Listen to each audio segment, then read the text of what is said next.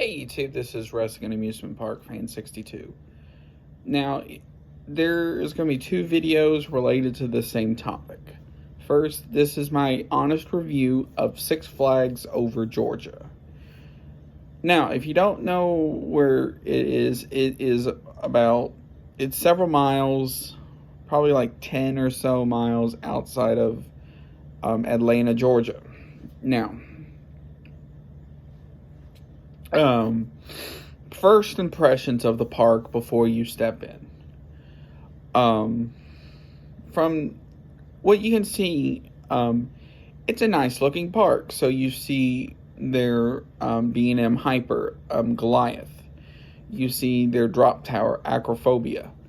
Then you can also see a little bit of Mindbender, along with a smidge of the Georgia Sculpture. I probably butchered that name. Scorcher, sorry. And then also the lift hill of their Daredevil Dive. Along with, if you kind of go off the path a little bit, you can also see Twisted Cyclone, their RMC conversion. Okay, now, with that out of the way. Now, impressions going into the park. It is a nice park. There's plenty of parking.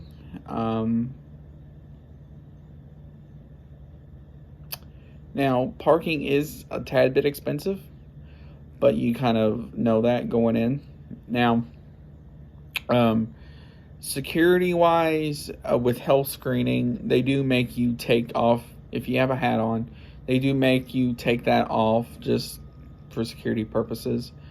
And then walk through, like, metal detector. Not so much like a metal detector itself, but it's like a metal detector along with, like a sensor to check your temperature and all. And then they have, to get in the park, they have these signs where if you're a Six Flags member, you go in these, then, now, once you get in, you get on International Street, or whatever they want to call that, which is mostly just like 2 rows of shops. Now, they're both the same, basically. The only difference is on the left side, you will have a pizza place at the end. Other than that, it's mostly just like a candy shop on one side, and then like one big store on the other. Now, thoughts on the park overall. Now, the park is clean, which is really surprising. And it doesn't really have that Six Flags feel to it.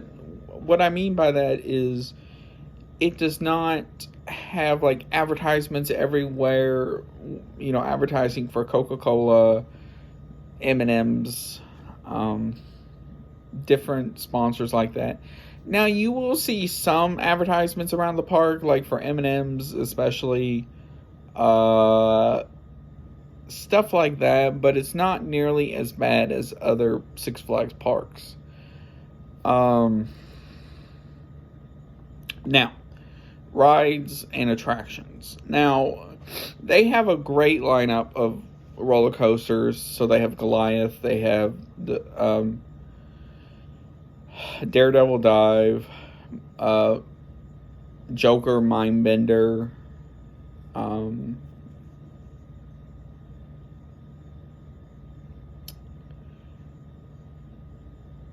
Twisted Cyclone, and others like that throughout the park.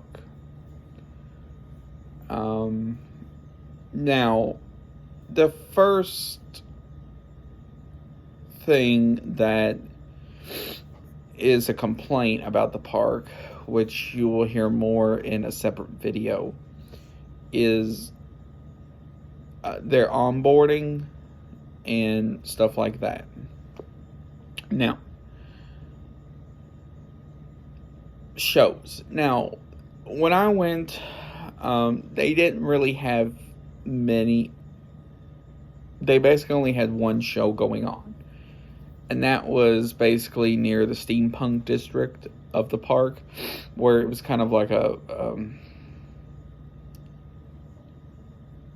it was like a comedy western show. Now, food. Now, this is one I'm going to go into more in a separate video. But the food needs worked on. Now, apparently they had new stuff, but either it was not open or something like that when I went. Now, atmosphere. Now, atmosphere, it's funny. The atmosphere there is not like a Six Flags park. It's more of like a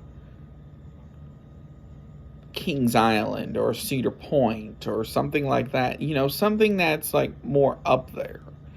It's not like the, you know, stuff like, you know, a normal Six Flags park where you see advertisements for Coca-Cola, M&M's, Johnny Rockets, Dasani, stuff like that. Now, overall thoughts of the park are, it's a nice park. It is very hilly though.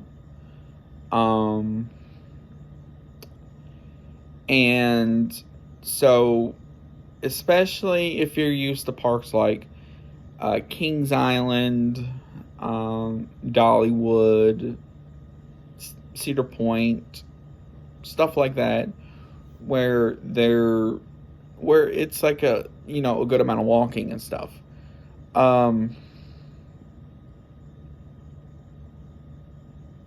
That's going to be good. If you're used to parks like that, over Georgia should not be that big of a problem.